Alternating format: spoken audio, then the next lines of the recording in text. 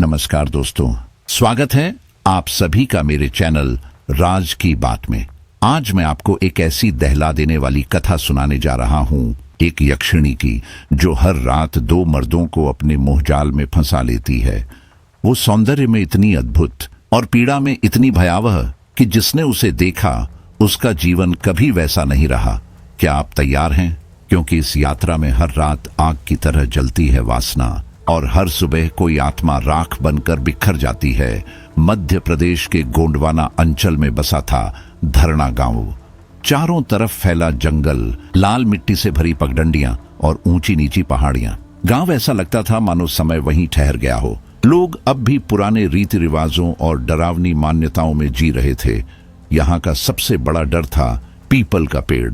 गांव वाले कहते थे अगर कोई तीसरे पहर उस पेड़ की छाया लांघ जाए तो उसका मन और शरीर उसका नहीं रहता।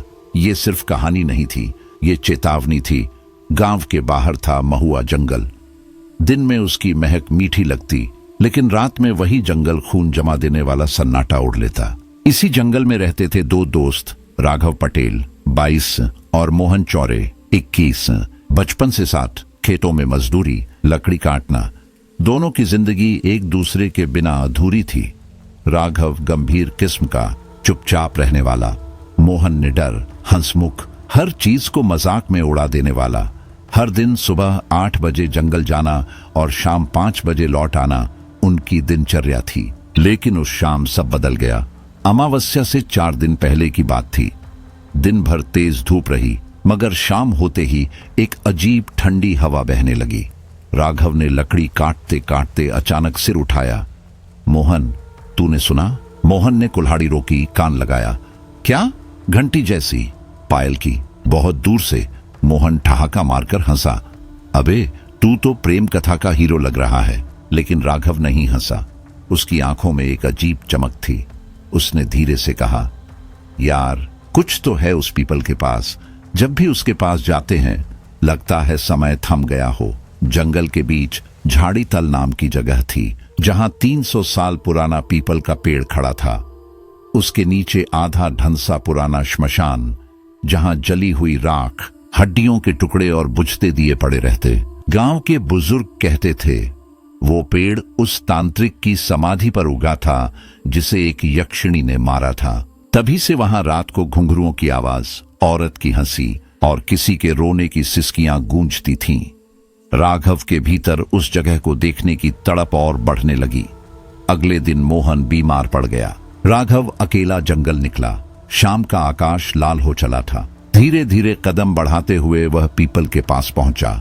जैसे ही उसने छाया में कदम रखा, छन छन पायल की धीमी झंकार गूंजी और अचानक उसके सामने एक स्त्री खड़ी थी, सफेद साड़ी में लिपटी, बाल खुले, कमर से भी नीचे लटकते, चेहरा छाया में, मगर आंखें गहरे नीले, चमकते हुए जैसे किसी और लोग की। राघव की आवाज कांपी। कौन हो तुम? वह चुप रही। उसकी आंखों से आंसू बह निकले। फिर बहुत धीमे स्वर में बोली, मुझे मेरे घर से निकाल दिया गया। माँ बाप अब नहीं रहे। अब मैं इस जंगल की हूँ। राघव ने हिम्मत जुटाई। तुम्हारा नाम? उसने पल भर उसकी ओर देखा। निशा। और अगले ही पल वह गायब हो गई। राघव हतप्रभ खड़ा रहा। उसे लगा यह सपना था, लेकिन उसके पैरों के नीचे टूटा हुआ एक घुंघरू पड़ा था। उस रात राघव करवटें बदलता रहा। नींद आई ही नहीं। अचानक उसे लगा जैसे कोई उसके बिल्कुल पास है। उसके कान में फुसफुसाहट, मैं निशा हूं, तुम्हारे बिना अधूरी। राघव चौंक कर उठ बैठा। कमरे में कोई नहीं था। अगली रात फिर वही आवाज, वही सौंधी खुशबू, वही परछाई। राघव धीरे धीरे उसमें डूबने लगा। हर पल, हर सांस में निशा ही थी। कुछ दिनों में उसकी हालत बिगड़ने लगी। चेहरा पीला, काम से उदासीन, किसी से बात तक नहीं करता। मोहन ने परेशान होकर पूछा, राघव, क्या हुआ तुझे? तू बिल्कुल ठीक नहीं दिख रहा। राघव ने धीमी टूटी आवाज में कहा, मोहन, वो लड़की, वो हर रात मेरे सपनों में आती है, कहती है कि मैं उसका हूं। मोहन चौंक गया। कौन लड़की? राघव ने फुसफुसाते हुए कहा, निशा, जंगल वाली, सफेद साड़ी में।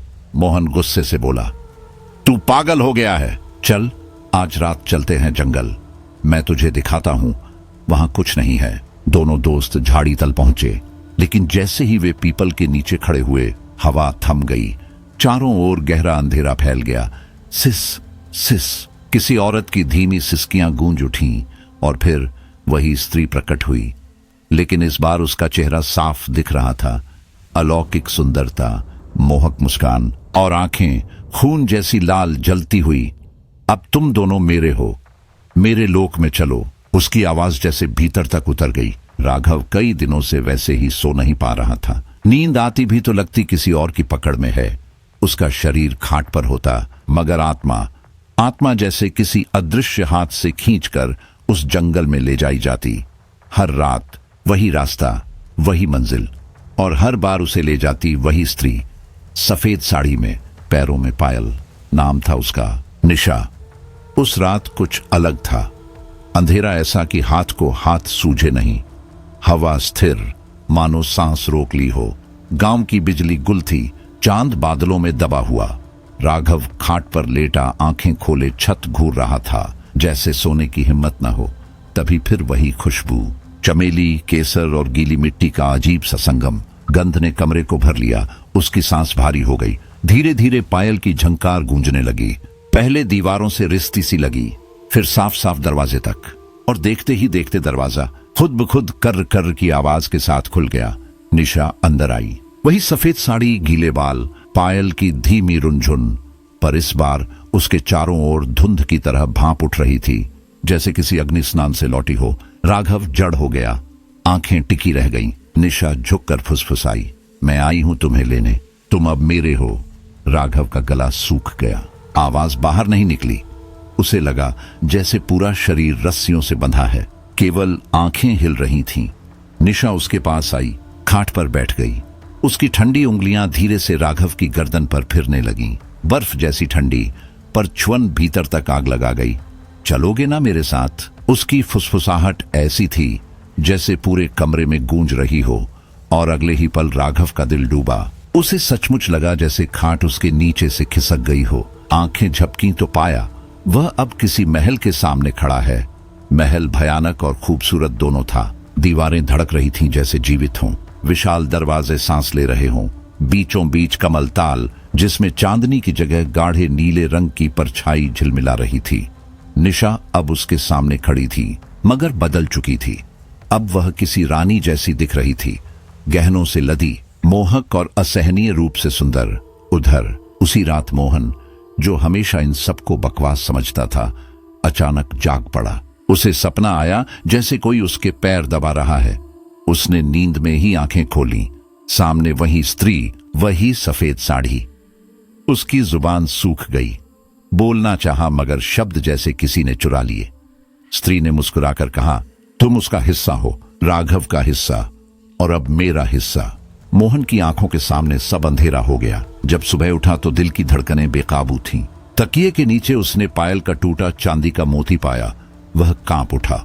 यह सपना नहीं था। राघव मीनवाइल उस महल के एक नरम, नीली जालीदार चादरों से सजे कक्ष में खड़ा था। खिड़कियों से मधुर बांसुरी की ध्वनि आ रही थी। निशा उसके सामने आई, पर अब वह साधारण स्त्री नहीं रह गई थी। वह मानो देहधारी इच्छा थी, एक जीवित अभिशाप। उसने धीरे धीरे अपने वस्त्र उतारने शुरू किए। हर परत गिरते ही दीवारों से लाल धुआं रिसने लगा। तुम्हारा शरीर अब मेरा है, तुम्हारा हर स्पर्श मेरे श्राप को हल्का करता है। उसकी आवाज कलेजे में उतर गई। राघव जैसे सम्मोहन में था। उसने प्रतिरोध की कोशिश नहीं की। वह उसके पास गया और दोनों एक दूसरे में समा गए।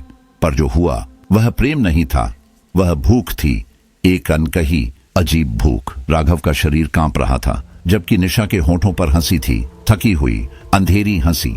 कुछ देर बाद राघव की पलकें भारी हो गईं। उसने देखा, निशा अब रो रही थी। उसके आंसू लाल थे, जैसे रक्त टपक रहा हो। मैं ये नहीं चाहती थी, पर मुझे करना पड़ता है, वरना मैं क्रूप, भयावह हो जाऊंगी। वह सिसकी। क्यों? राघव के होठों से पहली बार शब्द निकले। निशा ने लाल आंखें उठाकर कहा, यह मेरा श्राप है। जब तक हर अमावस्या से पहले दो पुरुषों के साथ मैं संग न करूं, मैं नष्ट हो जाऊंगी। भोर से कुछ पहले मोहन झटके से जागा, पसीने से तर, दिल तेजी से धड़क रहा था। सपने की तस्वीरें इतनी साफ थीं कि डर मिट ही नहीं रहा था। सफेद साड़ी वाली औरत धीरे धीरे पास आती, पायल की झंकार कभी धीमी, कभी तेज, और उसकी ठंडी फुसफुसाती आवाज, तुम मेरे हो, तुम राघव का दर्पण हो, अब मेरे अधीन। मोहन ने सिर पकड़ा। सपना था या असल? लेकिन तकिए के नीचे टूटी पायल की चांदी का टुकड़ा देखकर उसका भ्रम चकनाचूर हो गया। अगले दिन राघव अलग ही दिख रहा था। उसकी आंखों में गहरी खालीपन थी, शरीर थका हुआ, पर चेहरे पर अजीब सी तृप्ति। मोहन ने डरते डरते पूछा, भाई तू ठीक है ना? राघव चौंका, जैसे गहरी खाई से लौट कर आया हो। हाँ ठीक हूं, बस नींद पूरी नहीं हुई। मोहन ने गौर किया, राघव के गले पर गहरे नीले निशान थे, जैसे नाखून गड़े हों। झिझक कर पूछा, कहीं कोई औरत? राघव ने बस मुस्कुराकर सिर हिलाया, पर उसकी मुस्कान में रहस्य छिपा था। इधर गांव में भी अजीब घटनाएं बढ़ने लगीं। एक किसान की गाय रात में अचानक भाग जाया करती। एक बच्चा रोज चीख कर कहता, पीपल वाले जंगल में परी रहती है। और एक अधेड़ आदमी नंगे पांव रातों को पुराने श्मशान के चारों ओर चक्कर लगाता देखा गया। हवा में बेचैनी घुल गई थी। कुछ आने वाला था, कुछ ऐसा जिसे गांव सहन नहीं कर पाएगा। गांव में अचानक हलचल फैल गई थी। बुजुर्ग धीरे धीरे थरथराती आवाज में कहने लगे, पीपल जाग गया है, 300 साल पुराना है वो, और जब भी जागता है किसी को ले जाता है। यह शब्द सुनकर ही लोगों के चेहरों का रंग उड़ जाता। मोहन यह सब सुनकर सीधे अपने दादाजी के पास पहुंचा। उनके दादाजी पहले गांव के सबसे संवेदनशील पुजारी और तांत्रिक रह चुके थे।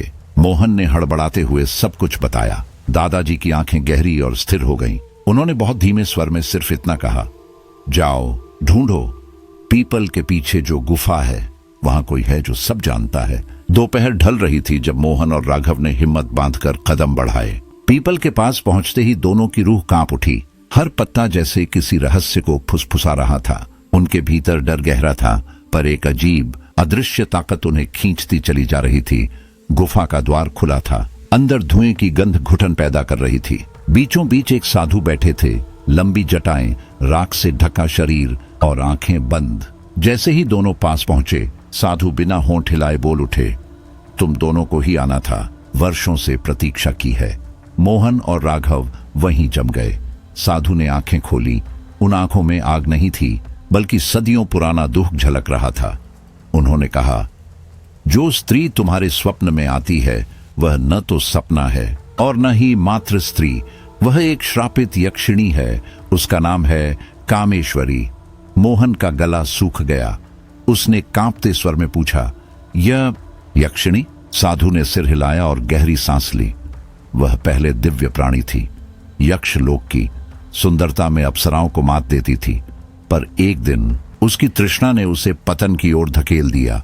राघव चुप था, लेकिन उसका चेहरा बता रहा था कि हर शब्द उसके भीतर गूंज रहा है। साधु ने आगे कहा, उसने एक तपस्वी की साधना भंग की।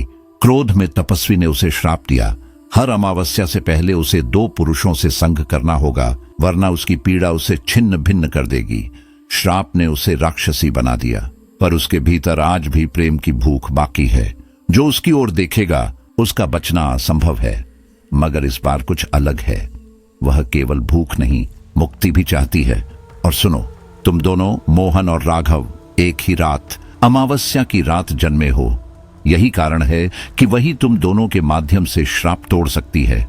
समय रहते यज्ञ हो गया तो उद्धार संभव है, लेकिन यदि चूके तो तुम्हारे प्राण भी उसके भोजन बन जाएंगे। इन शब्दों ने जैसे जमीन से आसमान तक का बोझ उनके कंधों पर डाल दिया। उस रात मोहन को फिर सपना आया, लेकिन इस बार वह अकेला नहीं था। राघव भी उसके साथ था।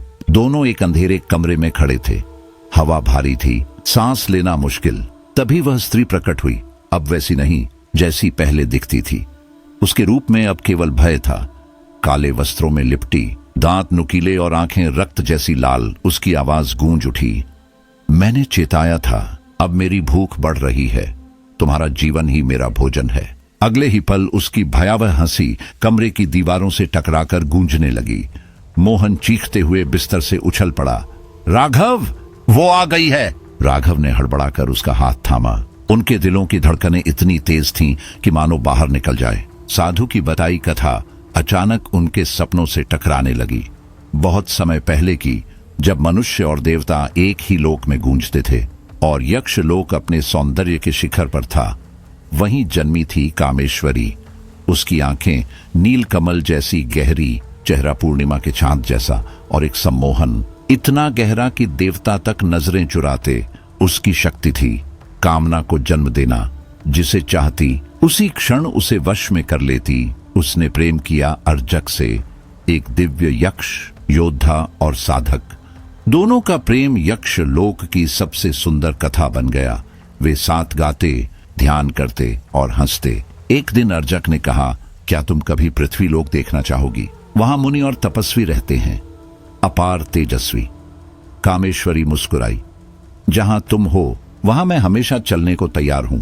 दोनों पृथ्वी लोक आए, महीनों भटकते रहे और फिर एक दिन कामेश्वरी की दृष्टि पड़ी एक तपस्वी पर। वह वट वृक्ष के नीचे गहन ध्यान में लीन था।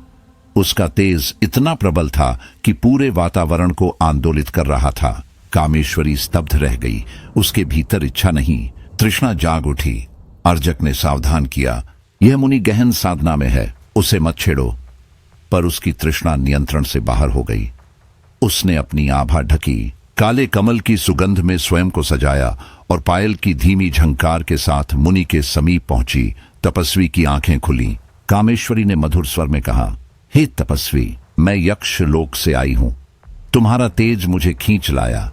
मैं तुम्हें चाहती हूं सदा के लिए। मुनि का उत्तर कठोर था, मैं ब्रह्मचर्य का पालन करता हूं। मोह और माया मेरे लिए नहीं है, लौट जाओ। पर यक्षिणी ने हार नहीं मानी। उसने सम्मोहन विद्या का प्रयोग किया। धीरे धीरे मुनि मोहित हो गया। जब वह उसके समीप आया और उनके शरीर का स्पर्श हुआ, उसी क्षण आकाश गड़गड़ा उठा।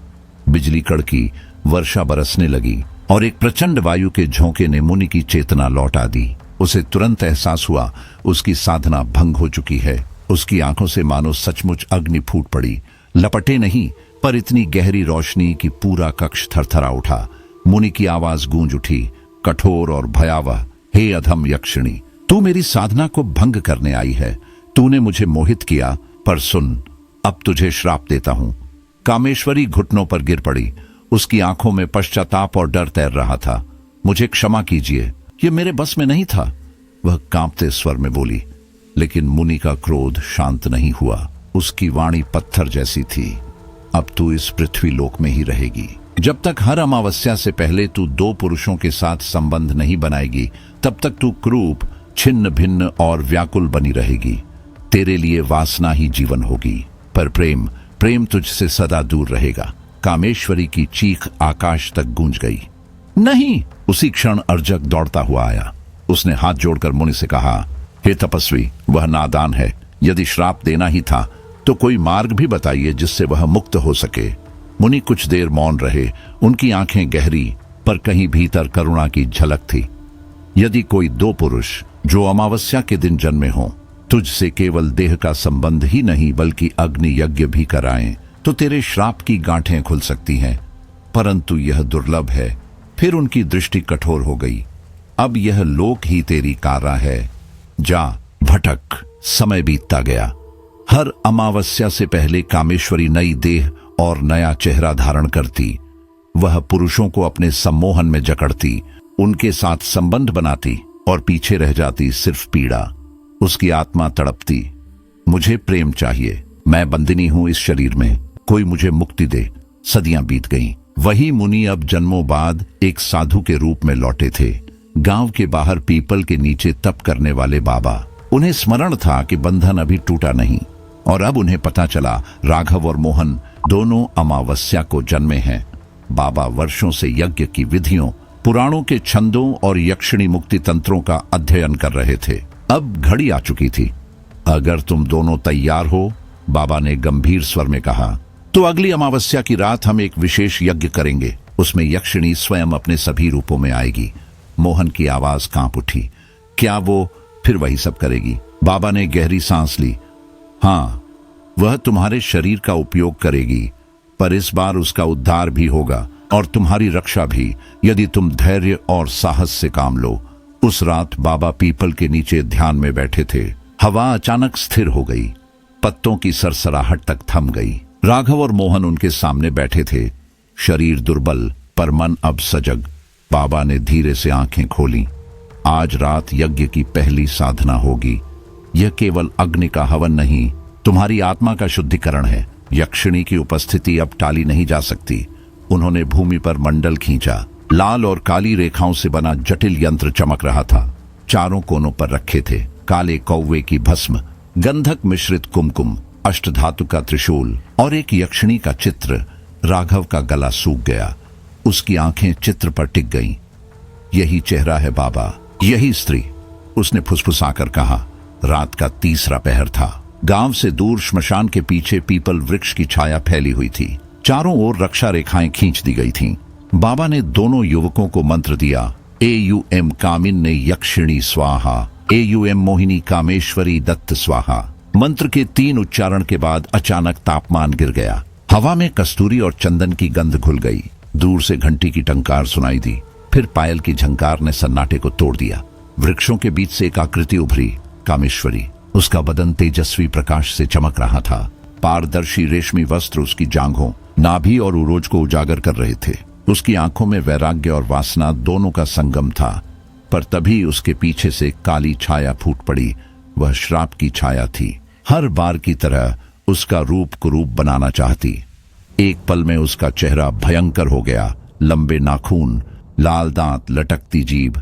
राघव और मोहन सहमकर पीछे हटे। रुको, बाबा की आवाज गूंजी। यही क्षण तुम्हें डराएगा, पर तुम्हारा लक्ष्य मुक्ति है। कामेश्वरी आगे बढ़ी। उसकी चाल में ऐसा नृत्य था कि जमीन तक थरथरा उठी। उसने राघव का चेहरा दोनों हाथों से थामा। उसकी आवाज टूटी, धीमी और दर्द से भरी थी। मैं श्रापित हूं, पर तुम्हारे लिए प्यास बनी हूं। मेरे स्पर्श से मत घृणा करना। राघव की सांसें अटक गईं। वह सम्मोहित हो रहा था। तभी बाबा ने तुरंत रक्षा ताबीज उसके गले में डाल दिया। ताबीज से निकली चिंगारी सी रोशनी ने कामेश्वरी को झटका दिया। वह पीछे हट गई। बाबा, यह क्या था? राघव ने घबराकर पूछा। तेरे सम्मोहन को तोड़ने के लिए, बाबा ने उत्तर दिया। अगर यह न होता तो तू अभी उसी के अधीन हो चुका होता। अब यज्ञ प्रारंभ हुआ। राघव और मोहन ने हवन सामग्री हाथ में ली। बाबा ने गंभीर स्वर में कहा, उसके शरीर से निकली अग्नि को अपने भीतर समाहित करो और फिर उसे अग्नि को अर्पित करो। कामेश्वरी ने कांपती उंगलियों से अपनी हथेली पर चाकू खींचा। गरम गाढ़ा रक्त बूंदों में गिरने लगा।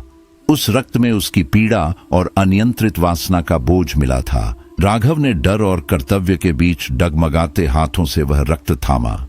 उसकी हथेलियां ठंडी पड़ गईं। उसने बाबा की ओर देखा। मंत्र पढ़ो बेटा, बाबा ने कड़क आवाज में कहा, वरना सब व्यर्थ हो जाएगा। राघव ने गहरी सांस ली और कांपती आवाज में जप शुरू किया। AUM यक्षिणी क्लेश नाशाय स्वाहा। रक्त की आहुति अग्नि में गिरते ही अग्नि चटकने लगी। अचानक लपटों से हरा प्रकाश फूट पड़ा। चारों ओर धुआं घिर आया। तभी यज्ञ मंडल के बाहर से एक खतरनाक स्त्री जैसी हंसी गूंजी। वह आवाज इतनी भारी और सड़ी हुई थी कि मोहन के कान सुन्न हो गए। पीपल के पीछे से छाया निकली, एक राक्षसी। उसकी आंखें जली हुई कोयले जैसी थीं। गंधक की दुर्गंध उसके साथ हवा में घुल रही थी। बच के रहो, बाबा चीखे। ये यक्षिणी के श्राप से निकली बाधा है। हर बार मुक्ति के रास्ते को यही रोकती है। राक्षसी गर्जी, ये यक्षिणी मेरी है, इसे कभी मुक्ति नहीं मिलेगी। उसने हवन मंडल की ओर आग उछाली। मोहन पीछे हट गया। उसका गला सूख रहा था। बाबा ने तुरंत त्रिशूल उठाया और मंत्र फेंका। AUM त्रिनेत्राय वज्रदंडाय स्वाहा। त्रिशूल से निकली अग्नि सीधी राक्षसी पर पड़ी। उसकी चीख ने पूरा जंगल हिला दिया।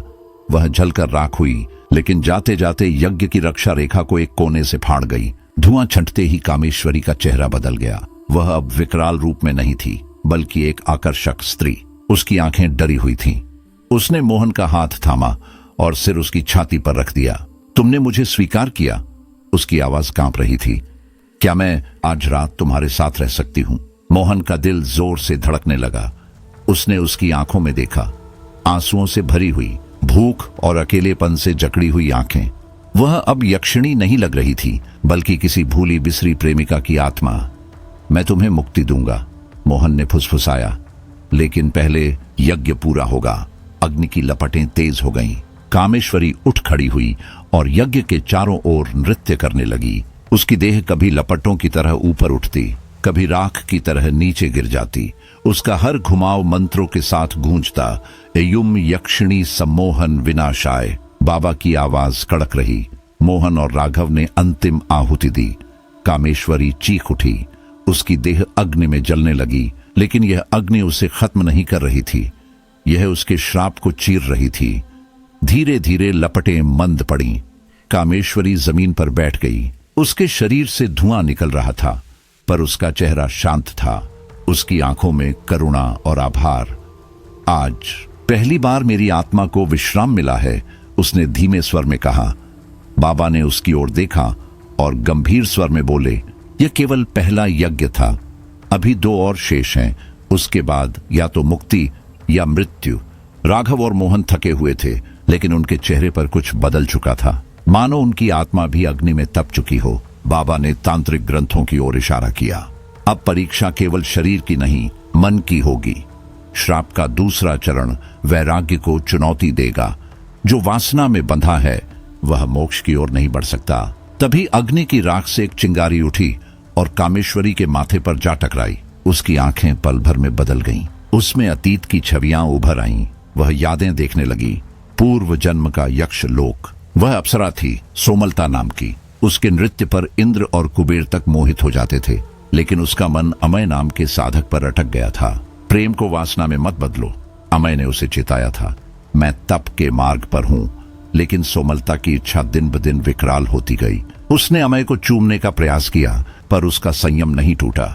तभी एक मुनि ने यह दृश्य देखा और श्राप दिया, तू जिसने वैराग्य को डगमगाने की कोशिश की, तू हर जन्म वासना की प्यासी रहेगी, जब तक किसी वासना पार साधक द्वारा यज्ञ से मुक्त न हो। यह सुनते ही राघव का दिल बैठ गया। अब उसे एहसास हुआ उसका मन बुरी तरह कामना में फंसा है, जबकि आत्मा तपस्वी की तरह छटपटा रही है। उस रात जब वह अकेला लेटा, सपना आया।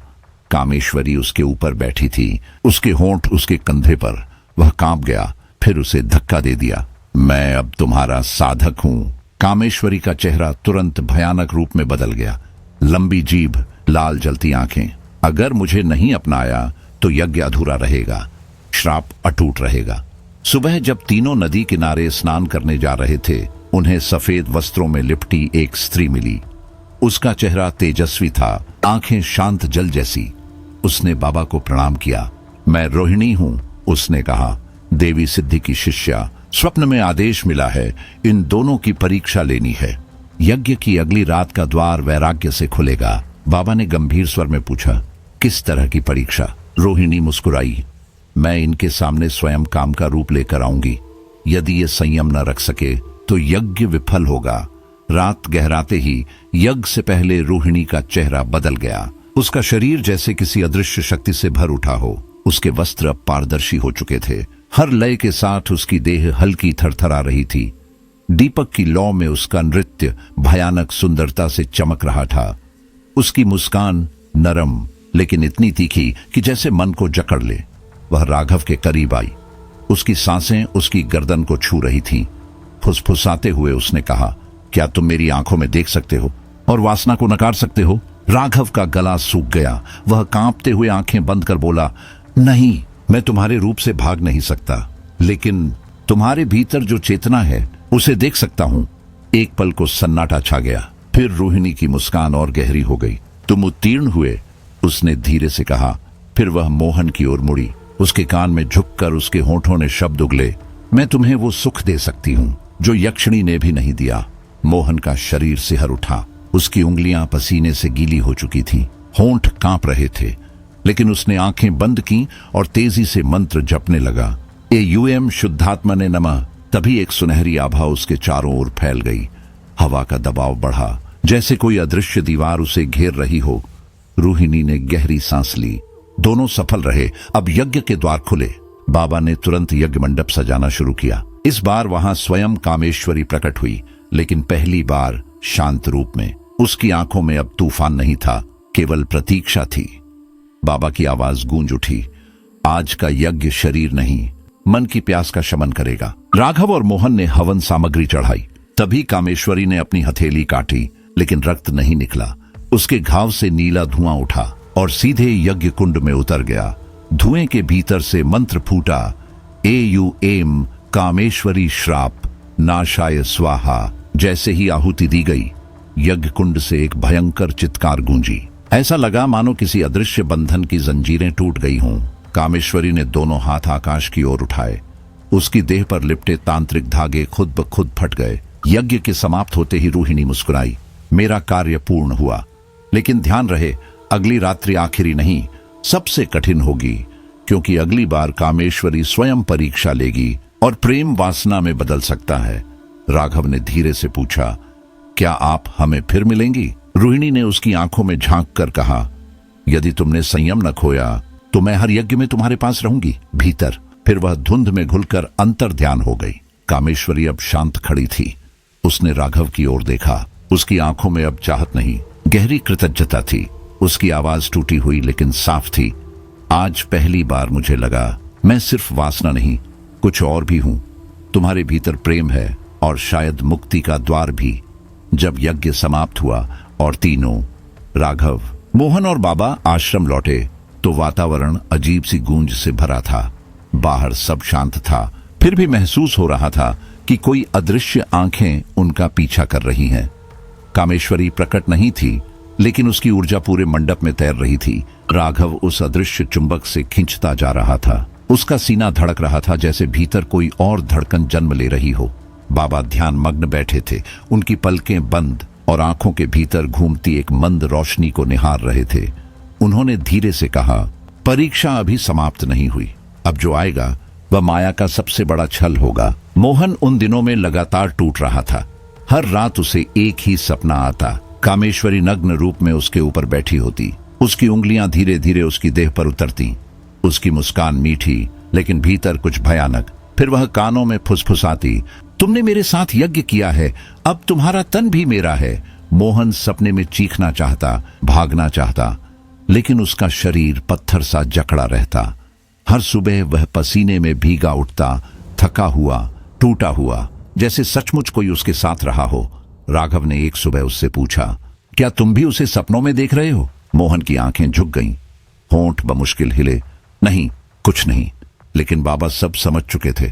उन्होंने धीमी आवाज में कहा, यह केवल कामेश्वरी नहीं है, यह उस सम्मोहन की छाया का आरंभ है जो यक्षिणियों का अंतिम अस्त्र होता है। उसी रात खबर आई पास के गांव से, छोटन, मोहन का बचपन का साथी, जंगल में मृत पाया गया। लेकिन उसकी मौत सामान्य नहीं थी। उसका शरीर नग्न था, आंखें खुली रह गई थीं और दोनों हाथ पीपल के पेड़ की ओर उठे हुए। बाबा ने शव को देखते ही गंभीर स्वर में कहा, यह शरीर वासना से सूखा है, किसी यक्षिणी ने उसके प्राण सिंचन कर लिए हैं।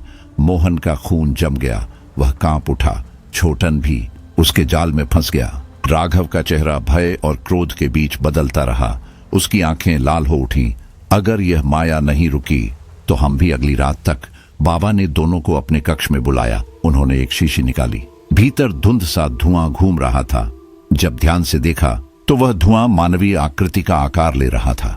यह काम बीज है, बाबा ने कहा। उनकी आवाज में थकान और बोझ था। यक्षिणियों की सबसे घातक विधि, जब यह किसी पुरुष के मन में बीज की तरह उतर जाता है तो वह हर जगह उसे देखता है, स्वप्न में, विचार में, यहां तक कि अपने ही अस्तित्व में। मोहन ने कांपती आवाज में पूछा, तो इसका उपचार क्या है? बाबा ने आंखें झुका ली। मैं स्वयं इसका भोगी रह चुका हूं। वर्षों पहले एक यक्षिणी ने मुझे खींच लिया था। उस बंधन को तोड़ने के लिए मुझे अपना वीर्य यज्ञ में आहुति के रूप में देना पड़ा। दोनों स्तब्ध रह गए। उनके चेहरों पर डर साफ झलक रहा था। हाँ, बाबा ने सिर हिलाते हुए कहा, अब यही अंतिम उपाय तुम्हारे सामने है, लेकिन उससे पहले तुम्हें उस सम्मोहन की छाया से आमना सामना करना होगा। बाहर रात का तीसरा प्रहर शुरू हो चुका था। हवा और गहरी हो गई थी, मानो अंधकार किसी और भय को जन्म देने वाला हो। सब सो रहे थे, लेकिन मोहन की नींद टूट गई। हवा में कुछ ऐसा था जिसने उसकी नसें खींच दी। एक धीमा सा स्वर, जैसे किसी ने रात की निस्तब्धता में वीणा की तार छेड़ दी हो। वह कांपते हुए उठ बैठा और खिड़की से बाहर झांका। अंधेरे में कामेश्वरी खड़ी थी, पर यह वही रूप नहीं था जिसे उसने पहले देखा था। उसका चेहरा धुंध से ढका हुआ, आंखें गहरे काले गड्ढों जैसी और बाल कंधों से नीचे उलझे हुए झूल रहे थे।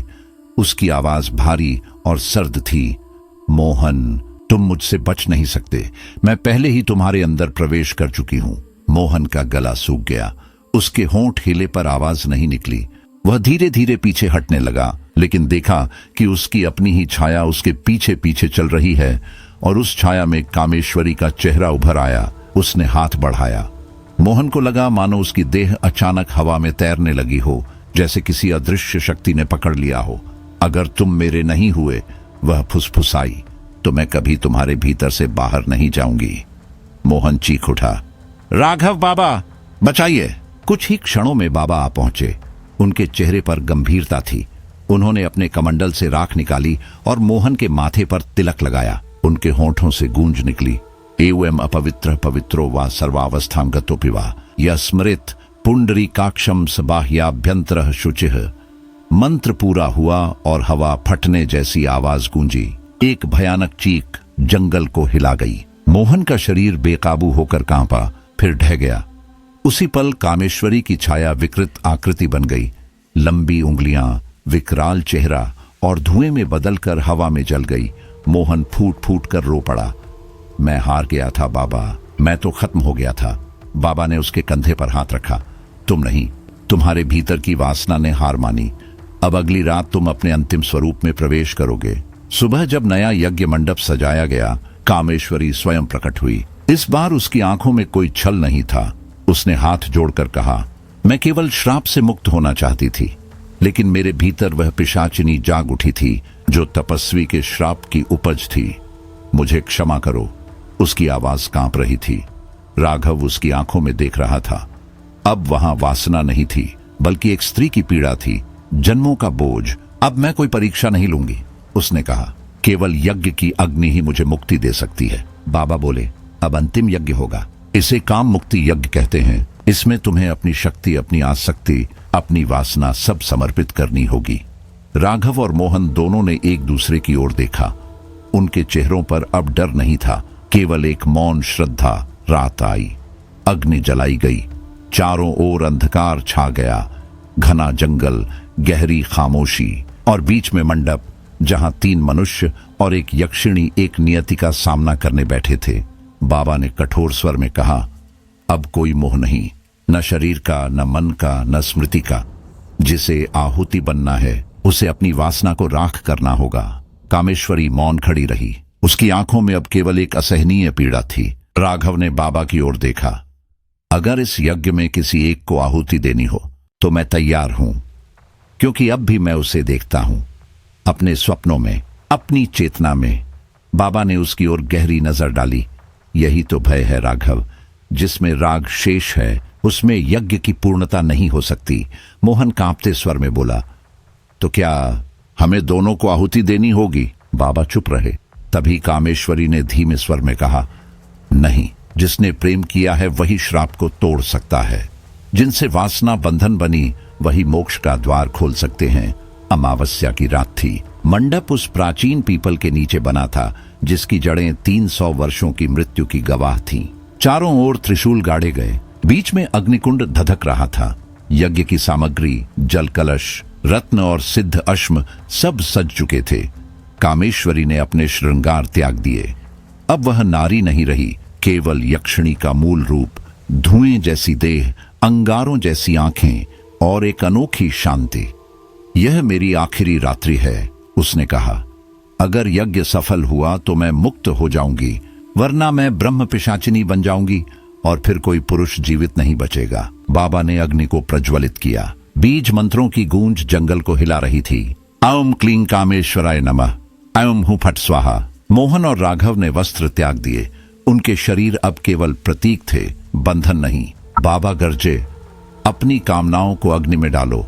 इस यक्षिणी को तुम्हारी वासना की चिता में जलना होगा। मोहन ने सबसे पहले अपने स्वप्न अर्पित किए, वह स्त्री की छवि जो हर रात उसे चूमने आती थी। राघव ने अपने मोह, अपने आकर्षण, अपनी आसक्ति सब राख की मुट्ठियों में बदलकर अग्नि को समर्पित किया। जब 16वीं आहुति दी गई, आकाश बदल गया। काले बादल गरजे, चारों ओर गाढ़ा अंधेरा छा गया। अचानक अग्निकुंड के बीच से एक भयंकर आकृति उभरी। लंबे दांत, खाली गड्ढों जैसी आंखें और जलती हुई देह। बाबा चीख पड़े, यह वही ब्रह्म पिशाच है जो हर उस स्त्री के साथ बंधा रहता है जिसने तपस्वी को छल दिया हो। कामेश्वरी पीछे हट गई। उसकी आंखों में भय और थकान झलक रही थी। नहीं, अब और नहीं। उसकी आवाज कांप रही थी। मैं यह सब नहीं चाहती, मैं मुक्त होना चाहती हूं। बाबा ने गहरी सांस ली। उनके चेहरे पर कठोरता और करुणा दोनों थी। उन्होंने त्रिशूल उठाया और जोर से पिशाच की ओर फेंका। हवा में तेज सीटी गूंजी, पर जैसे ही त्रिशूल उसे छुआ वह धुएं में घुल गया। पिशाच की परछाई हंसी, एक भारी गले में अटकी आवाज की तरह, यह मंत्रों से नहीं मरेगा। बाबा ने गंभीर स्वर में कहा, यह तब तक रहेगा जब तक तुम अपने अस्तित्व को त्याग नहीं देती। कामेश्वरी ने आंखें बंद कर लीं। उसके भीतर कुछ टूटता सा महसूस हुआ। उसके शरीर से तेज प्रकाश फूटने लगा। उसकी देह अब वासना की छवि नहीं रही, बल्कि तप और सिद्धि का तेज फैलाने लगी। वह सीधी अग्नि में उतरी, पर उसकी त्वचा पर एक भी लपट न लगी। आग उसे छू नहीं पा रही थी। उसकी आवाज अग्नि की गर्जना के बीच गूंजी, हे ब्रह्म पिशाच, तू मेरा अतीत था, मैं अब राख की राख बन चुकी हूं। अब तेरा मुझ पर कोई अधिकार नहीं। उसने अपने हाथ से अपनी ही छाया को फाड़ डाला। उसी क्षण एक काली लहर बाहर निकली और पिशाच की चीख ने पूरे जंगल को हिला दिया। नहीं नहीं, मुझे भी मुक्त कर। उसकी गूंज ऐसी थी जैसे किसी गहरी खाई से आती हो, लेकिन अग्नि ने उसे निगल लिया। धुआं, राख और फिर सन्नाटा। यज्ञ पूरा हुआ। कामेश्वरी अग्नि से बाहर निकली। अब वह ना पूर्ण नारी थी, ना यक्षिणी, बल्कि कुछ और। एक संतुलन, एक शांति। उसने दोनों युवकों को देखा। उनकी आंखों में भय और आश्चर्य के साथ एक अनकहा सवाल था, तुम दोनों ने मुझे मोक्ष दिया। उसने शांत स्वर में कहा, अब मैं अपने लोक जा सकती हूं। जाने से पहले उसने अपना हाथ उठाया। राघव को शांत बुद्धि मिले, मोहन को आयु और ऊर्जा, और आपको बाबा, आपके त्याग का फल मैं अगले जन्म में चुका दूंगी। उसके शब्द हवा में घुल गए। फिर वह आसमान की ओर उठने लगी, जैसे कोई मंत्र मुग्ध रूह धुएं में विलीन हो रही हो। सुबह की किरणें जंगल में फैल चुकी थीं। यज्ञ मंडप अब राख और टूटी लकड़ियों का ढेर रह गया था, लेकिन वातावरण में गहरी शांति थी। बाबा ने धीमे स्वर में कहा, अब वह पीपल भी शांत है। अब उस वृक्ष की आत्मा को मुक्ति मिल गई है। मोहन और राघव गांव लौटे, पर वे वही नहीं थे। उनके चेहरों पर अब एक गहरी संयमता थी, जैसे जीवन और मृत्यु दोनों को छूकर लौटे हों। अमावस्या बीत चुकी थी। रातों को अग्नि के सामने जागने वाले वे दोनों अब गांव के लोग ही थे, पर उनके भीतर की गहराई बदल चुकी थी। राघव हर रात एक सपना देखता। धुंध से निकलती एक स्त्री, वही चेहरा, वही मुस्कान। वह उसके पास आकर कहती, मैं वचन निभाने आई हूं, और राघव का दिल थम जाता। वह कामेश्वरी ही थी। मोहन अब बहुत कम बोलता। वह दिन रात मंदिर में साफ सफाई करता, दिया जलाता। एक दिन उसने धीमे स्वर में कहा, राघव, वह स्त्री हमें फिर बुला रही है। राघव का गला सूख गया, लेकिन उसका श्राप तो टूट चुका है। मोहन ने गंभीरता से कहा, हो सकता है उसका पुनर्जन्म हुआ हो। कुछ ही दिनों बाद गांव में एक नया परिवार आ बसा। लोग कहते थे वे उत्तर दिशा के किसी नगर से आए हैं। उनके साथ एक लड़की थी, वाणी। जब राघव ने पहली बार उसे देखा, उसका दिल जैसे थम गया। वही झील जैसी आंखें, वही शांत चेहरा। और जब वाणी मुस्कुराई तो समय सचमुच ठहर गया। वाणी ने उसकी ओर देखा और सहज स्वर में कहा, हम पहले भी कहीं मिल चुके हैं, है ना? राघव की सांस रुक गई। हाँ, शायद किसी पिछले जन्म में। बाबा अब जंगल छोड़कर नहीं गए थे। उन्होंने वहां ही एक छोटी कुटिया बना ली थी। राघव उनके पास गया। बाबा, क्या आत्मा फिर जन्म ले सकती है? बाबा ने उसकी आंखों में देखा और मुस्कुरा दिए। उन्होंने अपनी पोटली खोली और एक पुराना ताम्रपत्र निकाला। यह काल गर्भ सूत्र है, उन्होंने धीमी आवाज में कहा। इसमें लिखा है, जब कोई आत्मा श्राप या अधूरी साधना के साथ जाती है तो अगले जन्म में लौट आती है, और जिसको वह अंतिम बार देखती है उसके पास खींच कर आती है। राघव की आवाज कांप गई। तो क्या वाणी वही है? बाबा की मुस्कान फीकी पड़ गई। अगर उसकी स्मृति जागी तो वह फिर वही यक्षिणी बन सकती है, और इस बार अगर मोह उठा तो विनाश होगा। कुछ दिनों बाद वाणी और राघव गांव के किनारे मंदिर में मिले। वाणी ने उसका हाथ थाम लिया। राघव को लगा जैसे कोई अदृश्य बिजली उसकी नसों में दौड़ गई हो। वाणी ने आंखें बंद कर ली। उसके होंठ कांपने लगे। स्वाहा, अग्नि को देह अर्पित हो, यज्ञ पूर्ण हो। राघव का खून जम गया। यह वही मंत्र था, वही शब्द जो कामेश्वरी ने उस रात बोले थे। उसे अब यकीन हो गया, वाणी वही है, वही आत्मा, वही यक्षिणी पुनर्जन्म लेकर लौटी है। मोहन जब यह सुनकर बाबा के पास पहुंचा तो उसकी सांसें तेज चल रही थीं। बाबा, हमने तो उसे मुक्त कर दिया था, फिर वह लौटी क्यों? बाबा का चेहरा गंभीर हो गया, क्योंकि उसने एक वचन दिया था और वह वचन तुम दोनों से जुड़ा है। मोहन का गला सूख गया। तो क्या वह फिर से हमें उसी पाश में फंसाना चाहती है? बाबा ने धीरे से सिर हिलाया। शायद नहीं, शायद वह अब प्रेम के रूप में लौटी हो, लेकिन याद रखना, प्रेम और वासना के बीच एक महीन रेखा होती है। जो उसे पार करेगा वही फिर उसी जाल में फंसेगा। उस रात राघव ने तय कर लिया, अगर उसे मुक्त करना है तो मैं तंत्र फिर से सीखूंगा। बाबा ने उसकी आंखों में देखा और गंभीर स्वर में कहा, तो आज से तुम केवल पुरुष नहीं रहे, तुम साधक हो, और अगर सचमुच उसे मुक्त करना चाहते हो तो एक बार फिर यज्ञ करना होगा, पर इस बार हवन कुंड अग्नि में नहीं, तुम्हारे भीतर होगा। राघव की आवाज कांप गई।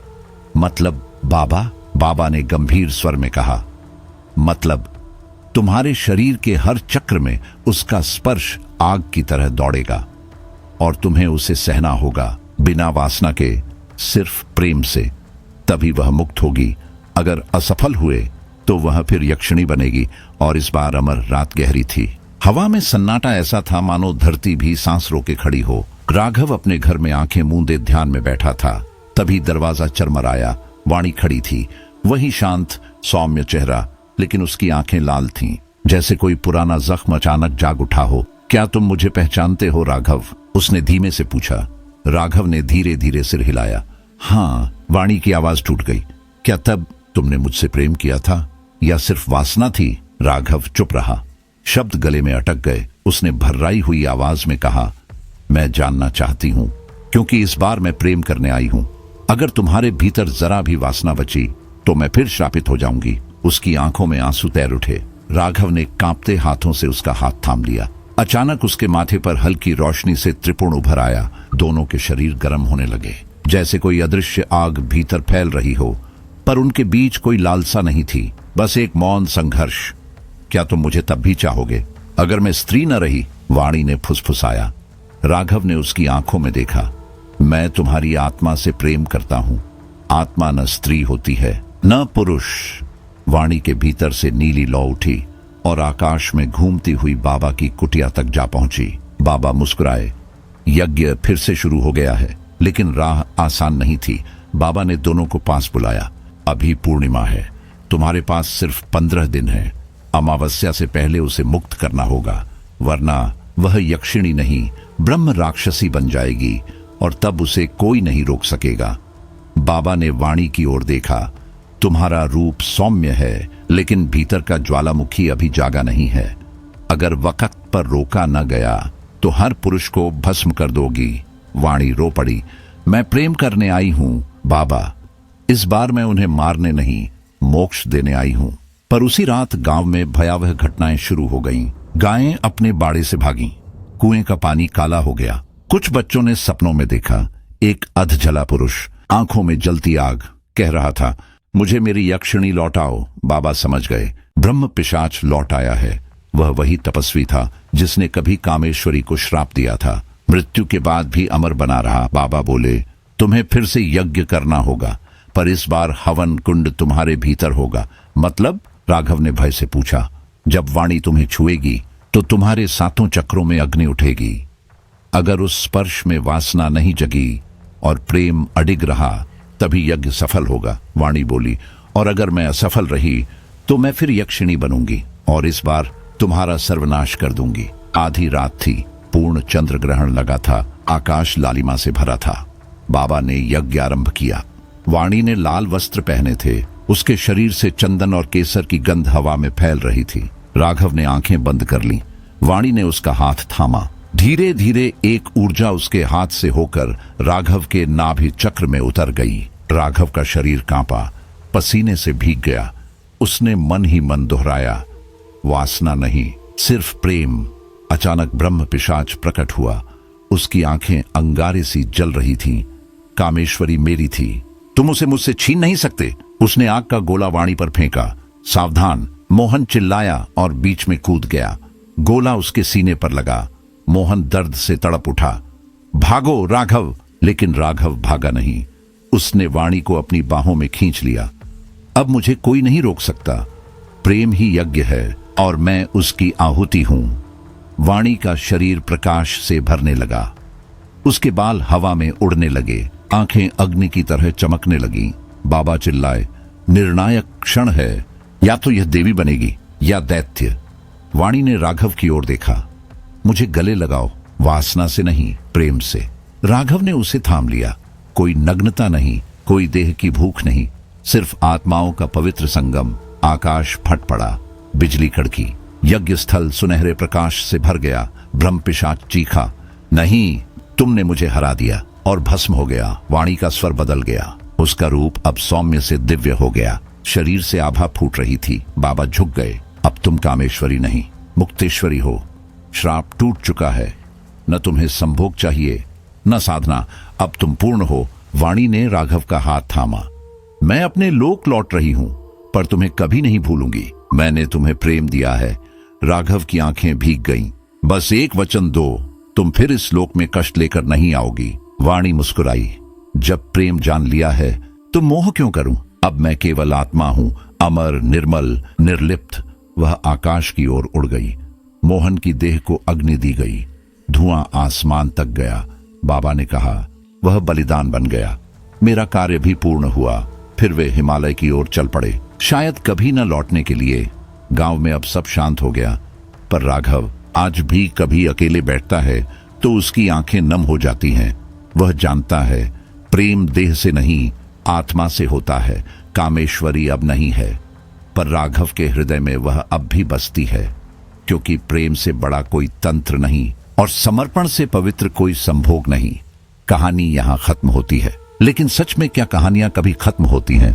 नहीं, कहानियां हमारे साथ रहती हैं, कभी सपनों में, कभी डर के एक साए में, कभी किसी सुनसान रास्ते पर अकेले चलते हुए, जब लगता है कि कोई पीछे पीछे आ रहा है। आज आपने राघव, वाणी और उस ब्रह्म पिशाच की कथा सुनी। यह सिर्फ एक तांत्रिक कथा नहीं थी, यह प्रेम और वासना की जंग थी। यह उस सीमा की परीक्षा थी जहां इंसान को अपने ही भीतर की आग को जीतना होता है।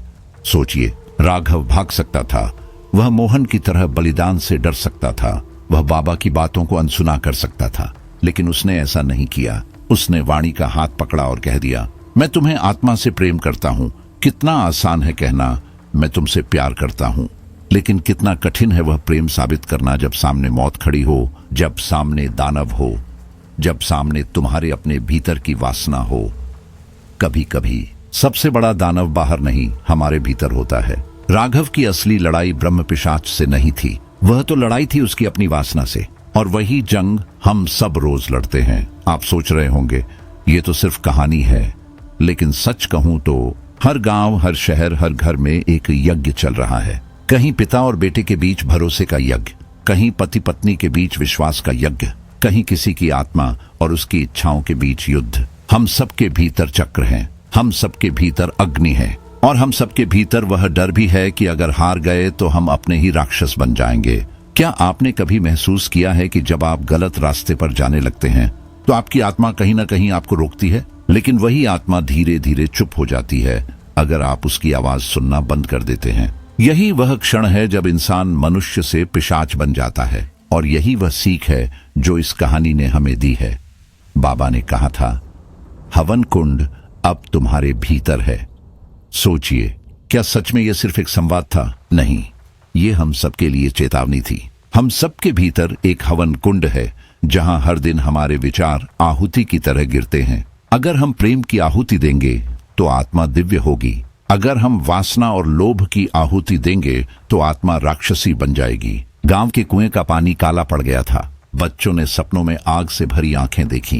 क्या आपको लगता है कि यह सिर्फ कथा है, या यह हमारी जिंदगी की सच्चाई का प्रतीक है? आज के समय में भी कितने लोग अपने भीतर के कुएं का पानी काला कर रहे हैं। लोभ, लालच, घृणा, धोखा, यह सब वही काला पानी है। और कितने लोग हैं जो दूसरों की आत्मा पर कब्जा कर लेना चाहते हैं, जैसे वह ब्रह्म पिशाच चाहता था। पर सवाल यह है, क्या आप अपने भीतर के यज्ञ को जला पाएंगे? क्या आप अपनी आत्मा को मुक्त कर पाएंगे, या फिर आप भी अपने भीतर के राक्षस के गुलाम बन जाएंगे? यह कहानी यहीं पर खत्म नहीं होती, क्योंकि अब यह कहानी आपके भीतर शुरू हो गई है। रात को जब आप अकेले होंगे, अंधेरे में लेटे होंगे, तो आपको याद आएगा कि वाणी ने कहा था, मुझे गले लगाओ, वासना से नहीं, प्रेम से।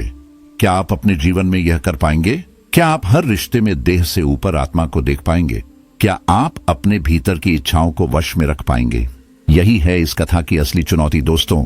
कहानियां सिर्फ सुनाने के लिए नहीं होती, कहानियां आईने की तरह होती हैं। आपने अभी जो सुना वह एक रहस्यमयी कथा थी, लेकिन असल में वह आईना था जिसमें आप अपना चेहरा देख सकते हैं।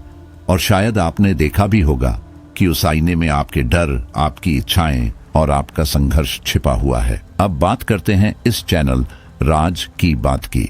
मैं चाहता हूं कि आप सोचें, अगर आपको यह कहानी हिला गई है, अगर इसने आपको सिहरन दी है, अगर इसने आपके भीतर कोई सवाल जगा दिया है, तो सोचिए और कितनी कहानियां इस चैनल पर आपका इंतजार कर रही हैं। हर बार जब आप राज की बात पर आएंगे, आपको सिर्फ डर नहीं मिलेगा, आपको मिलेगा एक सवाल, आपको मिलेगा आईना, आपको मिलेगा वह कंपन जो आत्मा को झकझोर देता है। डर सिर्फ मजे के लिए नहीं होता, डर हमें हमारी सीमाओं का एहसास कराता है। डर हमें याद दिलाता है कि जीवन कितना नाजुक है। और इस चैनल का मकसद यही है, आपको डर की कहानियों के जरिए जिंदगी का सच दिखाना। तो अगर आपने अब तक राज की बात को सब्सक्राइब नहीं किया है, तो मैं आपसे दिल से कहूंगा, अभी उसी वक्त सब्सक्राइब का बटन दबाइए। आपके हर सब्सक्राइब से यह परिवार और बड़ा होगा और हमारा लक्ष्य है जल्दी से जल्दी 20,000 सब्सक्राइबर्स तक पहुंचना। क्या आप इस यात्रा का हिस्सा बनेंगे? क्या आप इस कहानी की तरह सिर्फ श्रोता रहेंगे या अपनी आत्मा को जागृत करके इस परिवार से जुड़ेंगे? आपके एक छोटे से क्लिक से यह चैनल और आगे बढ़ेगा और हम आपको और भी गहरी, और भी सिहरन भरी, और भी सच्चाई से जुड़ी कहानियां सुनाएंगे।